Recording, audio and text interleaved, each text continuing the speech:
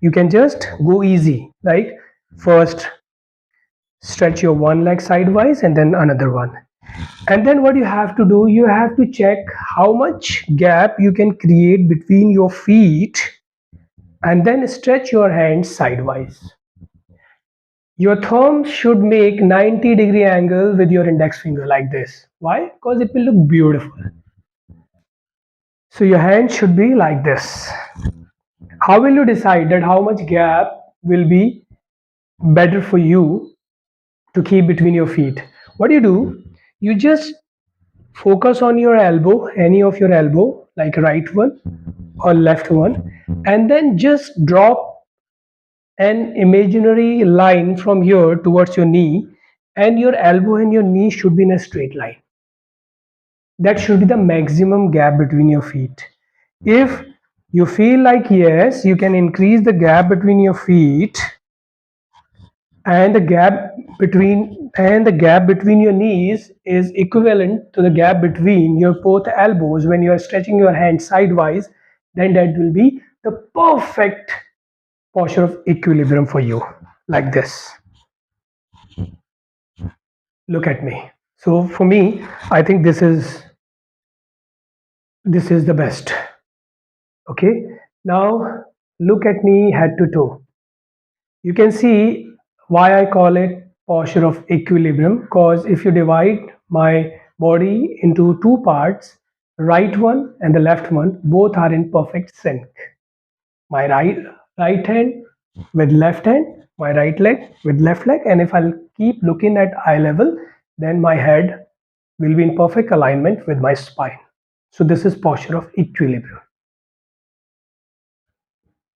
What are the benefits? The benefit of this posture is, again, balancing.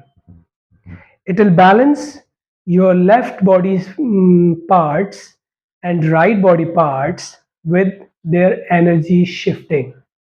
Like if you are making some moves where you have to pull weight against the gravity, like I give you an example. If you are doing weight training and do you are doing pull day, like you are walking on your back. So when you are pulling off the weight, you notice that with left one of your hands you can do more repetition, but with other hand you can do less repetitions. So that this balance of energy will get in sync, and if you practice this on regular basis, you will notice that if your right hand is weak and left hand is stronger, both hands are getting stronger, and you will notice that now you can do the same number of repetitions with the other hand also. So proper shifting of energy from one place to another place. Okay, the same benefit as we had with prayer pose. Body symmetry. Okay, body symmetry will be proper, and except that, where if you have tennis elbow, if you have tennis elbow issue, you have pain in your elbow, so what you can do, staying in this posture, just look at me. If you just look at my hand, if you just do this, turn your palm up and turn your palm down, turn your palm up, turn your palm down. Just by doing it, you can do physiotherapy for your tennis elbow. If you had tennis elbow pain, that pain will go off. So you can do this with posture of equilibrium also. Turn your both palms up, turn your both palms down, turn up, turn down. So it will give physiotherapy to your tennis elbow, and even if you have frozen shoulder, it will help you in frozen shoulder also, and it will also stretch some muscles in your upper arm. Okay, so this is called posture of equilibrium. It is beneficial for proper energy shifting from one body part to another body part. If you have frozen shoulder issues, then it will help your shoulders move, to increase your shoulders movability. And if you have tennis elbow issue, it will help you to get out of that pain. And except that, whenever you lift your hands up, your intercostal muscles get some extra space to expand. So to some extent it will help your intercostal muscles.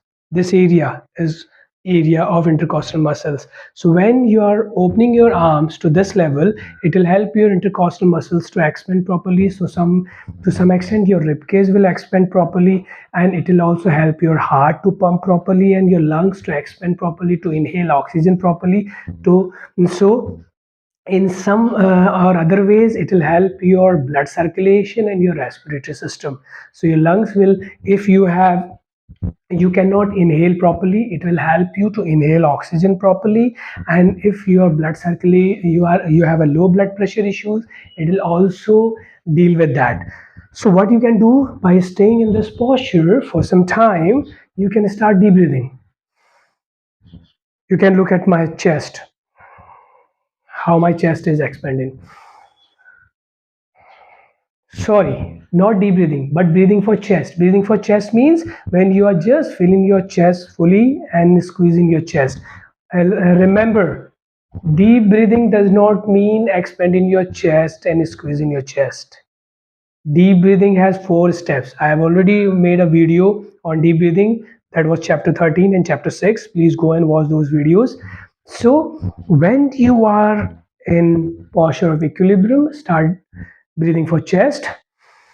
Fill your chest, empty your chest. So it will also give a boost to your respiratory system and blood circulation. So see, one simple posture, it will also make your legs stronger, your knee joint stronger, your ankle joint stronger, your hip joint stronger. What is hip joint? That connects your thigh bone, that is called femur, to your pelvic floor. Okay. And again, if doctor has asked you not to do yoga, don't perform this asana. If you have knee pain, you have ankle pain, and you have back pain, so make sure that you hold it for a short period of time. And when you become apt in it, then increase the time. Precaution should be there. Okay, don't perform any asana in enthusiasm. Excitement has nothing to do with yoga. Yoga should be done with calm and controlled mind. Okay, so this was the posture of equilibrium. From here, we'll move to the another posture. So when you know how to perform posture of equilibrium, slowly turn your palms up, and with breathe in, stretch your both hands over the head. Stay here. This is called mountain pose, Parvatasana. Stay there and slowly come down. Again, in mountain pose, left and right body is in perfect sync, so energy shifting will be proper, right left body coordination will be proper. But here, some more benefits will be added. Whenever you lift your hands over the head level, always remember this rule. Whenever you do this, either this or this or this, whenever your hands go up to head level, that particular move is very, very, very beneficial for your heart and your lungs. Because when you lift your hands over the head, your rib cage can fully expand, your lungs can get more than enough space to expand properly, your heart can get some extra space to pump blood properly. So, for the people who feel breathlessness, low blood pressure, please hold this posture and do some deep breathing there, like this. And one more benefit, when you move your hands like this towards the ceiling, towards the sky, this particular move, this range of motion helps your the shoulders to move properly, and this way it can also deal with frozen shoulders. So if you have issues of frozen shoulder, then for you this move is very beneficial. You can do one thing. You can, in general, by sitting on the floor or standing on the floor, do this 3 to 4 times. With breathe in, hands up. With breathe out, hands down. On regular basis, when you will performing this move, you will notice that the mobility of your shoulder joints will increase. Your breathing will become deeper. Your blood circulation will become better. Okay, so when you lift your hands over the head, in this posture, this is called mountain pose. Mountain pose is good for frozen shoulder, for heart, for lungs, for blood circulation, for respiratory system. Stay there for some time. There is one nerve that is called artery, that is called radial artery. Radial artery is connected with your wrist and heart. So when you join your hands like this, that pressure also help radial artery to work properly and gives massage to your heart. And when you also have acupressure points on your palm, those acupressure points get pressurized. So whichever organ those acupressure points are connected, those organs will also get benefit. Okay, so hold this posture like this. Stay there. Make sure you're not crossing your thumb like this. It should be joined. Okay, thumb should not cross like this. It should be joined properly. Go there, stay there, hold it for 3 to 7 minutes. If your stamina, your endurance increases, go and try to convert this posture into a hot yoga and target 20 minutes, half an hour, and get magical benefits of it. And when you are lifting your hands over the head, it also reverses the circulation on your hands, and your hands become very stronger also. Okay, so this was the third posture. Now, a question comes into the mind. What if doctor has said that you should not stand on your feet? Then in that case, can you perform these three asanas? Yes.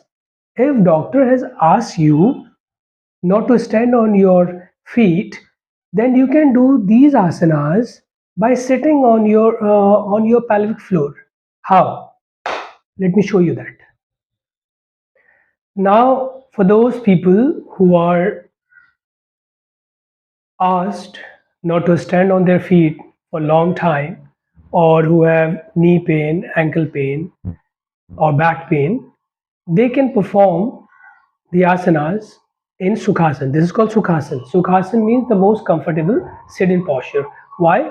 Because Sukh means happiness and Sukh means comfort. So it is one of the most comfortable posture. Okay, so by sitting on Sukhasana, you can fold your hands in Namaskara Mudra, that will be prayer pose. Then you can stretch your both hands sidewise, that will be posture of equilibrium. And then you can stretch your both hands over the head in mountain pose. So this is the way you can perform these three asanas. However, while you will be performing these asanas in sit-in posture, your legs won't get that much of benefits as those were getting in a standing position. Okay. However, even when you are sitting on Sukhasana, make sure that your back is safe. Because if you will be doing marathon sit-in on Sukhasana, your back will start paining. So that thing also you should keep in consideration. Okay. So when I'm on sit-in posture, let me teach you one of the most important sit-in postures, that is called Thunderbolt Asana, Thunderbolt posture, Vajrasan. Okay, how it is performed? Let me just show you. So what you have to do, you have to sit on scale pose. On scale pose, let me just go little back so that my feet don't go off screen. Just let me show you. This is the scale pose. Okay, Dandasana. Make a habit. Whenever you are on scale pose,